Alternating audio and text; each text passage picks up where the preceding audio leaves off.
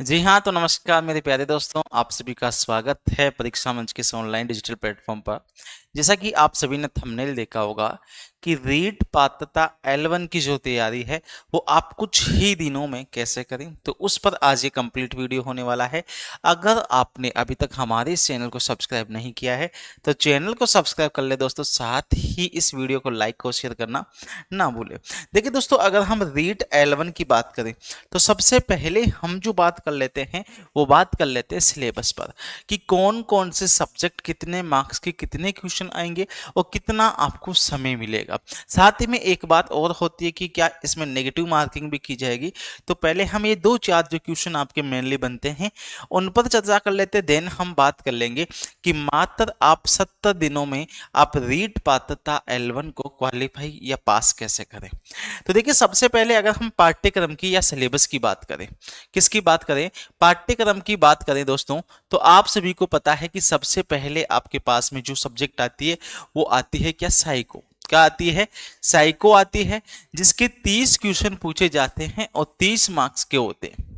पहला सब्जेक्ट तो आपके कौन सा आ गया भाई, साइकोलॉजी आ गए। देन उसके बाद में सेकंड जो होती है आपके, वो होती है आपके आपकी सब्जेक्ट। जैसे कि आपकी पहली सब्जेक्ट अगर आपकी हिंदी है तो आपके इसके भी कितने क्वेश्चन आएंगे, 30 क्वेश्चन आएंगे और 30 मार्क्स के आपके आते हैं। अब ये हर एक बच्चे की अलग पसंद होती है कि वो पहली सब्जेक्ट हिंदी चूज करे या संस्कृत चूज करे या इंग्लिश चूज करे, तो वो अपने हिसाब से चूज कर सकते हैं। बाकी ज्यादातर जो बच्चे हैं वो हिंदी सब्जेक्ट को आपका क्या मानते हैं, पहला वाला सब्जेक्ट मानते हैं लैंग्वेज में। वहीं तीसरे की बात की जाए तो ये भी आपकी लैंग्वेज होती है जिसे आप सेकंड लैंग्वेज कहते हैं। या मैं अगर आपको यहाँ पर सिंपल सी बात कहूँ या यहाँ पे मैं हिंदी कहूँ, तो ये हिंदी जो है ये आपकी कौन सी है, लैंग्वेज फर्स्ट है। ये कौन सी आती है, आपकी लैंग्वेज फर्स्ट आती है, और एक आती है क्या, आपकी लैंग्वेज सेकंड।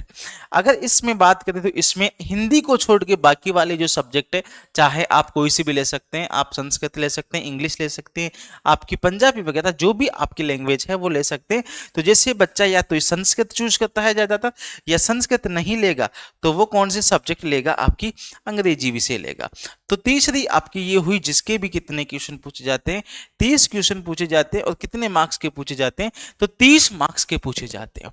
तो सबसे पहले आपका साइकोलॉजी हुआ, फिर आपका लैंग्वेज फर्स्ट हुआ, फिर आपका लैंग्वेज सेकंड हुआ। उसके बाद में आपकी अगर चौथी वाली सब्जेक्ट की बात करूं, वो पूछी जाती है आपकी गणित। और इस गणित के भी कितने क्वेश्चन आते हैं, तो आप कहेंगे गणित के भी 30 क्वेश्चन आते हैं, जो कितने मार्क्स के आते हैं, 30 मार्क्स के आते हैं।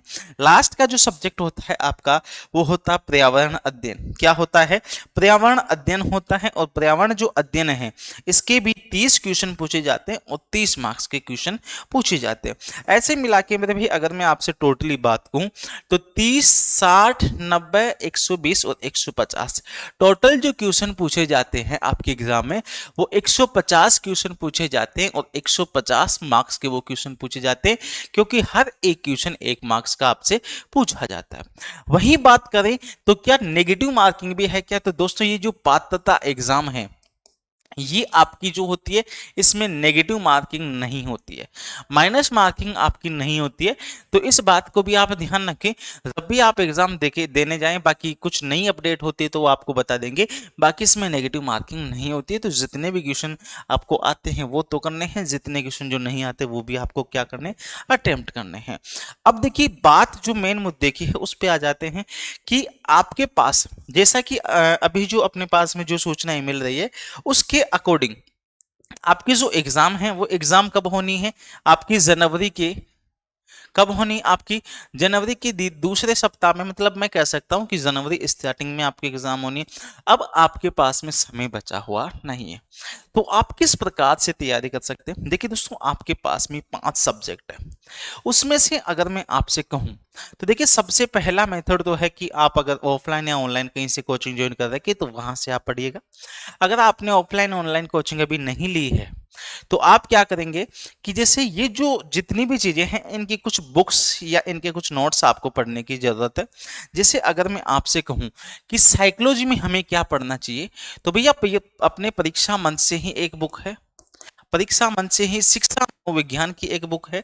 अगर वो बुक आप पढ़ते हैं तो आपके ज्यादातर मैं ये कहूंगा कि लगभग लगभग आपके 30 क्वेश्चन जो है वहीं से बनेंगे। तो एक सबसे पहला काम आप ये कर सकते हैं कि परीक्षा मंच की शिक्षा मनोविज्ञान की जो बुक है वो आप मंगवा सकते हैं और उन्हें आप जो भी क्वेश्चन उसमें दिए हैं या जो भी मैटर उसमें दिया है उसे आप क्या कर सकते हैं, पढ़ सकते हैं। देखिए, जब आप ऑफलाइन कोचिंग करते हैं या आप कहीं से ऑनलाइन कोचिंग करते हैं तो उसमें थोड़ा समय ज़्यादा लगता है। बाकी मैं कहूँगा कि जब आप बुक्स पढ़ते हैं तो बुक्स में समय थोड़ा सा कम लगता है। इस वजह से मैं आपको बुक क्या कर रहा हूँ यहाँ पे, आपको कह रहा हूँ कि आपको क्या करनी चाहिए, बुक परचेज करनी चाहिए। हिंदी की अगर बात करें दोस्तों, तो हिंदी की माध्यमिक शिक्षा बोर्ड की बुक्स आती है। कौन सी? माध्यमिक शिक्षा बोर्ड की बुक आती है, क्योंकि दोस्तों एग्जाम भी आपका यही करवाता है। तो मैं कहूंगा कि आपकी हिंदी, संस्कृत, जो भी आपकी लैंग्वेज है, इनकी आप माध्यमिक शिक्षा बोर्ड की बुक्स लीजिएगा। बहुत ही इजी वे में आपको हर जगह वो बुक्स मिल जाती है, उनको आपको क्या करना, पढ़ना है। वहीं बात की जाए आगे, देखिए साइको के मैंने बता दिया कि परीक्षा मंच शिक्षा मनोविज्ञान की बुक परचेज कर लीजिएगा। लैंग्वेज के लिए आप माध्यमिक शिक्षा बोर्ड की बुक परचेज कर सकते हैं। साथ ही में अगर अपन बात करें गणित की, तो गणित की बात की जाए ना, तो देखिए गणित का जो लेवल आपके एग्जाम में पूछा जाता है वो मैं कहूंगा कि बिल्कुल जीरो लेवल आपके एग्जाम में पूछा जाता है। आपको कोई ज्यादा विशेष क्वेश्चन नहीं मिलते, नॉर्मल से क्वेश्चन मिलते हैं आपको, लाभ हानि के, प्रतिशत के, इसके अलावा साधारण ब्याज के, है ना, और आपके संख्याओं के नॉर्मल नॉर्मल से क्वेश्चन मिलते हैं। तो इसके लिए आप कोई बुक अगर लेना चाहें तो बुक ले सकते हैं। बाकी अगर आप चाहें तो वैसे भी आपकी नॉर्मल चीजें आती है, वो सब आपको आती होगी। आपने कहीं से अगर पढ़ा है थोड़ा बहुत भी गणित, तो आपको क्वेश्चन इजी वे में बन जाते हैं। फिर भी मैं आपसे कहूंगा कि अगर आप चाहें तो कोई बुक अगर आपको लेनी है तो आप बुक, इसके लिए कोई सी भी बुक परचेज कर सकते हो।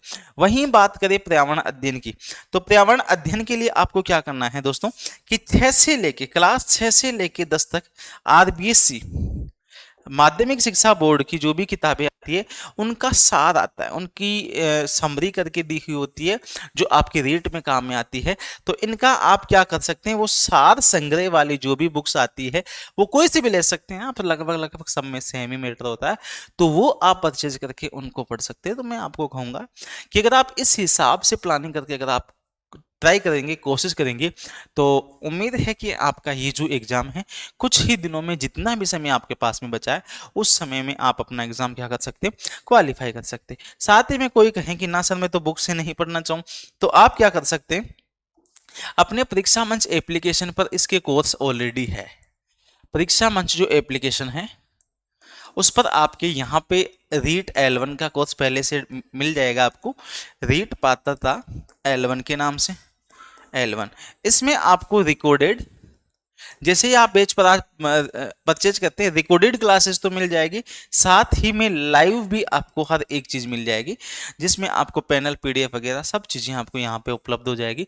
तो आप चाहें कि ना हमें तो ऑनलाइन कोर्स से पढ़ना है, तो ये परीक्षा मंच एप्लीकेशन से आप डाउनलोड करके रीट पात्रता L1 का कोर्स परचेज कर सकते हैं, जिसकी प्राइस कोई ज्यादा विशेष नहीं है, नाम मात्र है। वैसे इसकी प्राइस 999 के आसपास है, पर ऑफर में कभी 499 रहती है, कभी 399 रहती है, कभी 299 रहती है, कभी कभी 199 भी रहती है। तो आप इस प्राइस पे इन कोर्स को परचेज करके आप बहुत ही कम समय में आपकी तैयारी को बहुत बेहतर बना सकते हैं। उम्मीद है दोस्तों आपको वीडियो अच्छा लगा। अगर वीडियो अच्छा लगा तो वीडियो को लाइक करें, शेयर करें, साथ ही इस चैनल को अगर आपने अभी तक सब्सक्राइब नहीं किया है तो चैनल को सब्सक्राइब करना ना भूलें। बहुत बहुत धन्यवाद, आप सभी ने अपना कीमती समय दिया उसके लिए। Thank you.